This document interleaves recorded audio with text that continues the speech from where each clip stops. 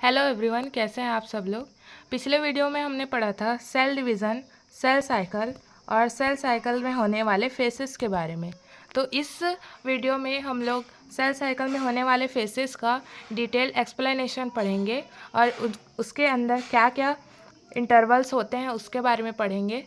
So start करते हैं। Cell cycle में हमने टोटल 2 फेस पढ़े थे, एक था इंटरफेस और दूसरा था एम फेस। तो इंटरफेस, सबसे पहले हम इंटरफेस के बारे में पढ़ेंगे। इंटरफेस इज़ द फेस और interval between 2 successive M phase. यहाँ पर बोला गया है कि जो 2 सक्सेसिव एम फेस होते हैं उसके बीच में होने वाला जो इंटरवल होता है उसे हम इंटरफेस बोलते हैं। जैसे एम फेस होता है, फिर इंटरफेस होता है, फिर एम फेस होता है। यहाँ पर आप सब देख सकते हैं कि 2 एम फेसेस के बीच में क्या हो रहा है, इंटरफेस। फिर एम फेस आता है, फिर इंटरफेस आता है, फिर से एम फेस आता है। मतलब कि 2 एम फेस के बीच में होने वाला जो इंटरवल है उसे हम लोग क्या बोलते हैं, इंटरफेस बोलते हैं। It is a long duration, non-dividing and growing phase which is very active. In this phase, the cell prepares itself by synthesizing new protein and nucleic acid, DNA, RNA. Thus, this phase is also called as preparatory or preparation phase. यहाँ पे बोला गया है कि ये जो face होता है इंटरफेस लॉन्ग ड्यूरेशन का होता है। हमने उसी दिन पढ़ा था कि जो इंटरफेस है वो लगभग 23 आवर्स का होता है ह्यूमन में, और उसके 1 आवर बचने वाले 1 आवर में क्या होता है, एम फेस होता है। इंटरफेस क्या होता है, एक लॉन्ग फेस होता है। नॉन डिवाइडिंग मतलब इसके अंदर कोई भी प्रकार का डिवीज़न नहीं होता है। ग्रोइंग फेस हमने जैसे कि उस दिन पढ़ा था कि इस वाले फेस में क्या होता है, सेल जो है आकार में बड़ा हो जाता है, क्योंकि इसके अंदर बहुत सारे जो ऑर्गेनेल्स हैं वो क्या होते हैं, डुप्लीकेट होने लगते हैं। क्योंकि ऑर्गेनेल ऐसे डबल हो रहे हैं तो क्या होगा, सेल का साइज़ बढ़ जाएगा, विच इज़ वेरी एक्टिव। अब ये क्या होता है, इसमें डिवीज़न तो नहीं होता है, लेकिन ये वाला स्टेज जो होता है बहुत ज़्यादा एक्टिव होता है। जैसे कि हम एग्ज़ाम की प्रिपरेशन करते हैं तो हम प्रिपरेशन करने के टाइम ज़्यादा एक्टिव रहते हैं जितना कि हम एग्ज़ाम देने के टाइम रहते हैं। मतलब हमें पढ़ाई ज़्यादा करनी होती है, उस टाइम हम ज़्यादा एक्टिव रहते हैं। बट जब हम एग्ज़ाम देते हैं तो वो टाइम हमको कम लगता है, और वो उस टाइम में हमको कम मेहनत करनी पड़ती है। जितना हम प्रिपरेशन में लगाते हैं उससे कम मेहनत किस में लगती है, एग्ज़ाम में लगती है। वैसे ही किसी भी सेल को डिवीज़न करने के लिए प्रिपरेशन फेस में ज़्यादा मेहनत लगती है एज़ कम्पेयर्ड इन डिवीज़न फेस। तो इस फेस में क्या होता है, इसके अंदर जो भी ऑर्गेनेल्स हैं, देखिए यहाँ पे इस फेस में जो होता है मेन काम होता है प्रोटीन सिंथेसिस का। प्रोटीन का सिंथेसिस मतलब ये जहाँ पर भी सिंथेसिस शब्द आता है, सिंथेसिस का मतलब होता है फॉर्मेशन या फिर प्रोडक्शन, मतलब कि बनाना। ठीक है, तो इस फेस में क्या होता है, प्रोटीन का सिंथेसिस होता है, मतलब कि प्रोटीन का फॉर्मेशन होता है। जहाँ तक कि हम लोग सब जानते हैं कि हमारे सेल के सारे पार्ट्स किससे बने होते हैं, प्रोटीन से बने होते हैं। हमारे सेल में जितने भी ऑर्गन्स होते हैं वो सारे प्रोटीन से बने होते हैं। ठीक है, तो इस फेज में हमको क्या करना पड़ता है, डुप्लीकेशन करना पड़ता है सारे ऑर्गन का। तो डुप्लीकेशन करने के लिए हमको नए ऑर्गन्स बनाने पड़ेंगे, डबल करने पड़ेंगे। तो डबल करने के लिए क्या करना पड़ेगा, हमको प्रोटीन चाहिए, है ना, क्योंकि हमको और सारे ऑर्गन बनाने हैं। तो प्रोटीन का सिंथेसिस इसलिए किया जाता है ताकि हम ऑर्गेनेल्स को डबल कर सके। और डबल करने के साथ साथ अब ऑर्गेनेल तो डबल हो रहे हैं, तो उसके साथ साथ क्या होगा, न्यूक्लिक एसिड जो सेल के अंदर, न्यूक्लिक एसिड किसको बोलते हैं, डीएनए और आरएनए।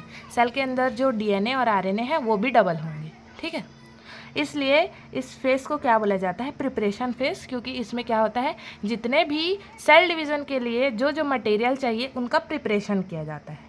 तो इंटरफेस में फॉलोइंग 3 फेसेस होते हैं। हम लोग उस दिन भी इसके बारे में पढ़े थे। वो क्या है, प्री सिंथेटिक या फिर G1 फेस। प्री सिंथेटिक किसको बोलते हैं, मतलब कि सिंथेसिस से पहले वाला फेज। ठीक है, क्योंकि एस फेज को हम लोग क्या बोले थे, सिंथेसिस फेज बोले थे। तो सिंथेसिस होने के पहले वाला phase is known as pre synthetic या फिर G1 फेज। G1 फेज को गैप 1 फेज भी बोलते हैं।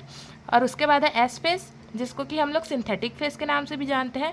और उसके बाद है G2 फेज, जिसको हम पोस्ट सिंथेटिक फेज बोलते हैं।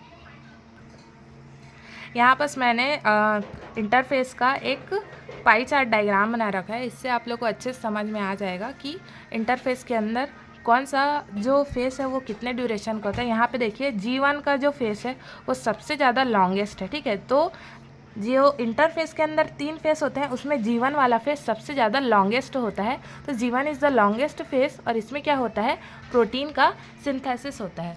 उसके बाद आता है हमारा एस फेस। एस फेस का मेन पॉइंट है यहाँ पे डीएनए का रेप्लिकेशन होता है, ठीक है। डीएनए का रेप्लिकेशन मतलब डीएनए जो है बहुत सारे नए डीएनए बना लेता है ताकि वो आगे जो सेल्स बनेंगे उसको डीएनए डिस्ट्रीब्यूट कर सके। उसके बाद आता है G2 फेस। G2 फेस में भी प्रोटीन सिंथेसिस होता है। इंटरफेस में सबसे पहले हम लोग पढ़ेंगे G1 फेस के बारे में। सो G1 फेस क्या होता है, it is the longest face of interface. जैसे कि मैंने पहले भी बताया कि G1 फेस जो होता है इंटरफेस में सबसे ज़्यादा लॉन्गेस्ट इंटरवल का होता है। In this phase protein synthesis occurs for the duplication of the cell organelle and enzyme required for division. देखिए अब यहाँ पे इस फेस में क्या होता है, प्रोटीन सिंथेसिस मेन चीज़ है, ठीक है। इस फेस में होता है प्रोटीन सिंथेसिस जो कि ज़रूरी है for the duplication of organelles, ठीक है। और प्रोटीन सिंथेसिस के साथ साथ कुछ एंजाइम्स की भी ज़रूरत होती है यहाँ पे, जो कि किसके लिए रिक्वायर्ड होते हैं, सेल डिवीज़न के लिए। एंजाइम जो होते हैं वो भी प्रोटीन के ही बने होते हैं, ठीक है। एंजाइम का जो नेचर होता है वो क्या होता है, प्रोटीनियस नेचर होता है। तो प्रोटीन सिंथेसिस होगा तो सेल ऑर्गेनेल्स भी डुप्लीकेट होंगे और सेल ऑर्गेनेल्स डुप्लीकेट होने के साथ साथ एंजाइम भी क्या होंगे, डुप्लीकेट होंगे, ठीक है।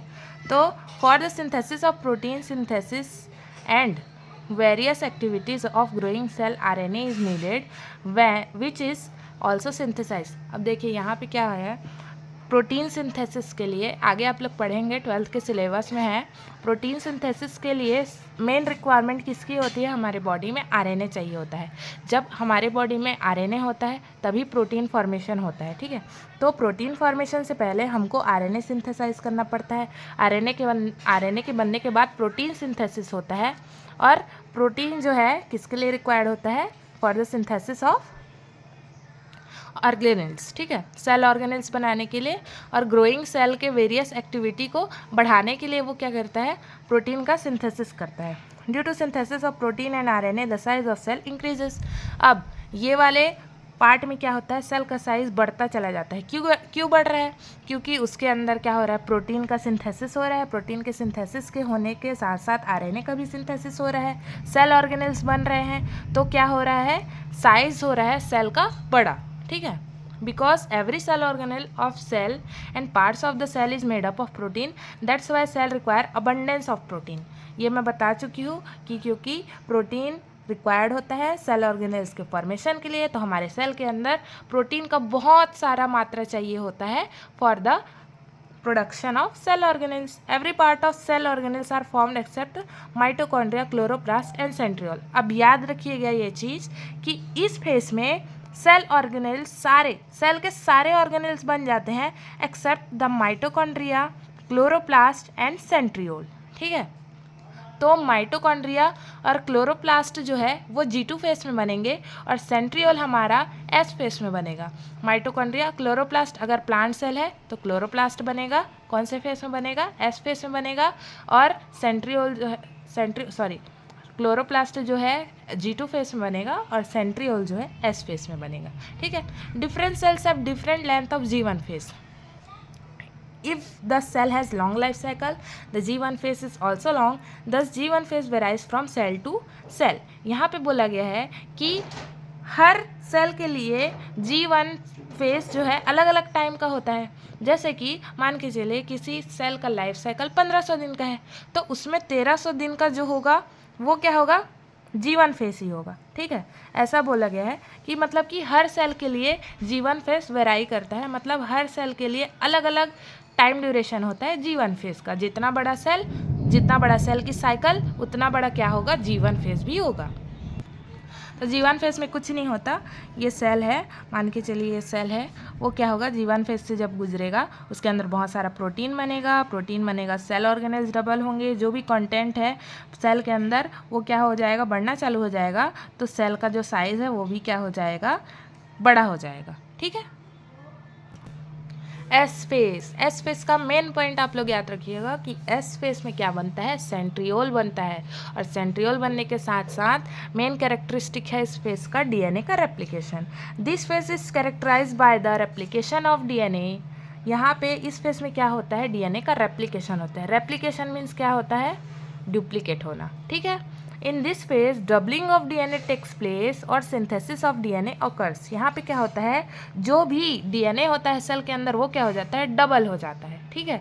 डबल होने के साथ साथ ये क्या हो जाता है, डबल हो सकता है, ठीक है, डबल बोल सकते हैं इसको, डीएनए का डबलिंग बोल सकते हैं, डीएनए का रेप्लिकेशन भी बोल सकते हैं, या फिर हम इसको बोल सकते हैं सिंथेसिस ऑफ डीएनए, ठीक है, क्योंकि यहाँ पे एक डीएनए से बहुत सारे डीएनए बनेंगे। That is why it is also known as synthetic phase. इसीलिए क्यों बोला जाता है इसको एस फेस बोला जाता है, क्योंकि यहाँ पे जो है डीएनए का सिंथेसिस हो रहा है। सिंथेसिस मतलब क्या होता है, फॉर्मेशन, ठीक है। Because DNA is also required for division. अब देखो, अब तुम मान के चलो कि सेल बना रहे हो, नए सेल, ठीक है, अब उसको तुम डीएनए नहीं दोगे तो कैसे चलेगा, तो नए सेल को देने के लिए डीएनए भी तो चाहिए ना, तो डीएनए बनाना जरूरी है, हर चीज़ बनाना जरूरी है, ठीक है। हर ऑर्गेनेल डुप्लीकेट होगा, डीएनए होगा, आरएनए होगा, हर चीज़ क्या होगा, डबल हो जाएगी, क्योंकि हमको आगे सेल डिवीज़न करना है। तो जब तुम्हारे पास खुद होगा तब तो तुम दूसरे को किसी को दोगे ना कोई भी चीज़, ठीक है। तो सबसे पहले अपने पास उसको प्रिपेयर करना पड़ता है। We know that chromosome are made up of DNA. That is why to double the DNA, chromosome doubling is necessary, ठीक है। तो हमको पता है, हमने फर्स्ट वीडियो लिंकेज में पढ़ा था कि क्रोमोसोम क्या होते हैं, डीएनए के पैकेट्स होते हैं, ठीक है।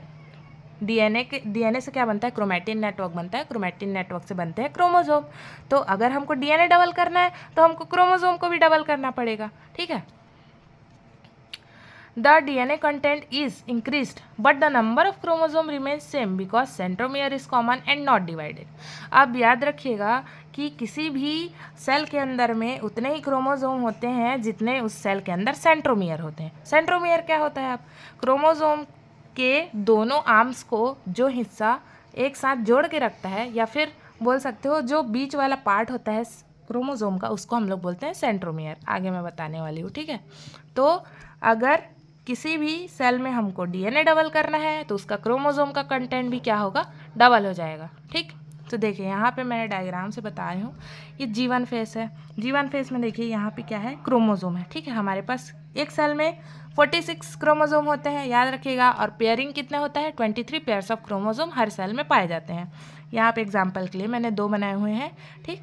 तो यहाँ पे देखिए G1 फेस में सेल ऐसा था, ठीक, सेल ऐसा था, साइज में बिग था। उसके बाद जब वो S1 फेस से गुजरता है, सॉरी S फेस से गुजरता है, तब क्या होता है, इसका जो डीएनए है, ये क्रोमोसोम है, ठीक है। क्रोमोसोम के अंदर क्या है, डीएनए। डीएनए का कंटेंट क्या हो गया, यहाँ पे डबल हो गया, ठीक है। ये देखिए यहाँ पे क्या हुआ, डबल हो गए, जो भी क्रोमोसोम का कंटेंट या फिर डीएनए का कंटेंट हो गया, डबल हो गया। तो ये क्या हो रहा है, डीएनए का कंटेंट डबल तो हुआ है, लेकिन हमारे पास सेंट्रोमियर, देखिए यही वाले पार्ट को हम लोग क्या बोलते हैं, सेंट्रोमियर बोलते हैं, ठीक है, ठीक है।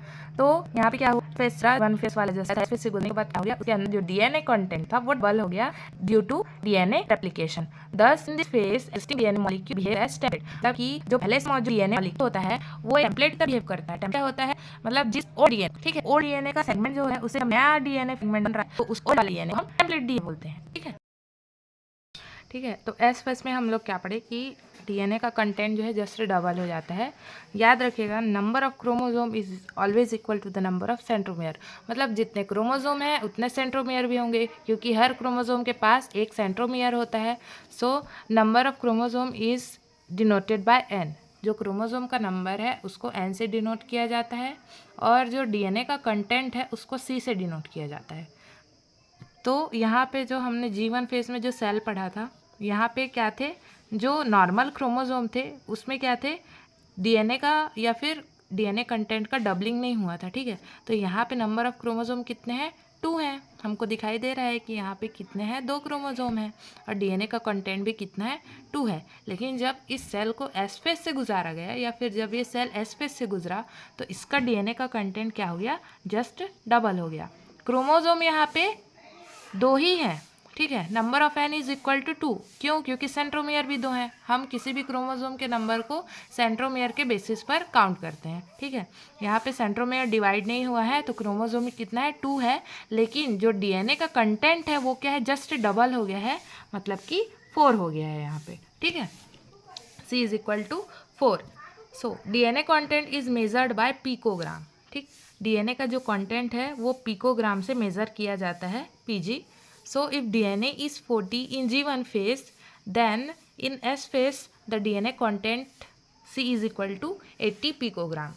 तो मान के चलिए इस G1 फेज में इस सेल का DNA कंटेंट 40 पिकोग्राम था, तो S फेज से गुजरने के बाद इस सेल के अंदर जो DNA कंटेंट है वो 80 पिकोग्राम हो जाता है, मतलब कि जस्ट डबल हो जाता है, बट नंबर ऑफ क्रोमोसोम जो है उसमें सेम ही रहता है। यहाँ पे जैसे नॉर्मल क्रोमोसोम है, ठीक है, उसमें 40 पिकोग्राम डीएनए कंटेंट है, लेकिन एस फेज से गुजरने के बाद ये क्या बन गया?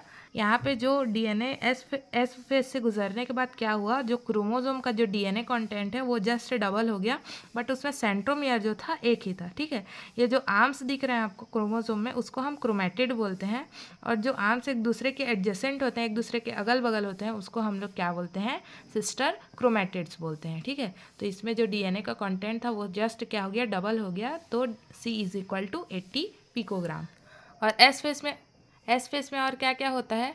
एस फेज में होता है centriole is formed in this phase. इस फेज में क्या होता है? सेंट्रियोल जो है फॉर्म होता है। सेंट्रियोल और centromere, remember that centriole and centromere are different terms. Centriole और सेंट्रोमियर दोनों अलग अलग चीज़ें होती है, याद रखिएगा, इसमें हमेशा कन्फ्यूज़न होता है।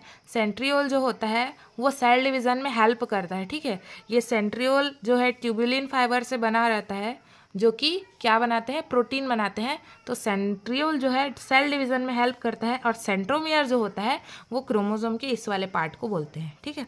क्रोमोसोम के बीच वाला जो पार्ट होता है, सेंटर पार्ट को सेंट्रोमियर बोलते हैं, और सेंट्रियोल जो होता है वो सेल के अंदर होता है, जो सेल डिवीज़न में हेल्प करता है, जो कि ट्यूबुलिन फाइबर से बना होता है। Let us understand a brief diagrammatic representation of chromosome. अब यहाँ पे देखिए, मान के चलिए एक सेल के अंदर, ये एक सेल है, इसके अंदर क्या है? 2 क्रोमोसोम है, ठीक है। तो 2 क्रोमोसोम एक दूसरे के अगल बगल हैं और एक जैसे दिखने वाले हैं, तो उसको हम क्या बोलते हैं? होमोलॉगस क्रोमोसोम, ठीक है। ये दोनों क्या है? सेम है क्रोमोसोम, तो ये क्या हुए? Homologous chromosome. सेम दिखने वाले क्रोमोसोम या फिर सेम कैरेक्टर रखने वाले क्रोमोसोम को हम बोलते हैं होमोलॉगस क्रोमोसोम। और ये जो एक दूसरे के अगल बगल जो आर्म्स होता है उसको हम लोग सिस्टर क्रोमेटिड बोले थे। पहले वाले डायग्राम में हम लोगों ने इस दोनों को क्या पढ़ा? इसको हम लोग पढ़े सिस्टर क्रोमेटिड, ठीक है। लेकिन ये जो होमोलॉगस क्रोमोसोम के दोनों एक एक आर्म को क्या बोला जाता है? Non sister chromatid. ये दोनों होमोलॉगस तो हैं, लेकिन इन दोनों का क्रोमेटिड जो है अपने में अलग अलग है, इसलिए ये क्या हुए? ये दोनों जो है सिस्टर क्रोमेटिड हो गए उसी क्रोमोसोम के। पर जो होमोलॉगस क्रोमोसोम के बीच में दोनों अलग अलग क्रोमेटिड को हम लोग लेते हैं, तो उसको हम लोग नॉन सिस्टर क्रोमेटिड बोलते हैं। वैसे ही मान लीजिए किसी और सेल का दूसरा क्रोमोसोम आ गया, तो वो क्रोमोसोम कहलाता है नॉन होमोलॉगस क्रोमोसोम। ये क्रोमोसोम इन दोनों से मैच नहीं हो रहा, तो उसको हम लोग क्या बोल दिए? नॉन होमोलॉगस क्रोमोसोम बोल दिए। और इस क्रोमोसोम का एक क्रोमेटिड और इस क्रोमोसोम का एक क्रोमेटिड दोनों क्या कहलाएगा? Non sister chromatid of non homologous chromosome, ठीक है। मतलब नॉन होमोलॉगस का क्रोमोसोम का एक क्रोमेटिड और होमोलॉगस क्रोमोसोम का एक क्रोमेटिड, दोनों को क्या बोलते हैं हम लोग? Non sister chromatid of non homologous chromosome, ठीक है। सो आज बस इतना ही पढ़ेंगे हम लोग। एस फेज तक पढ़ लिए। नेक्स्ट वीडियो में हम लोग G2 फेज के बारे में पढ़ेंगे।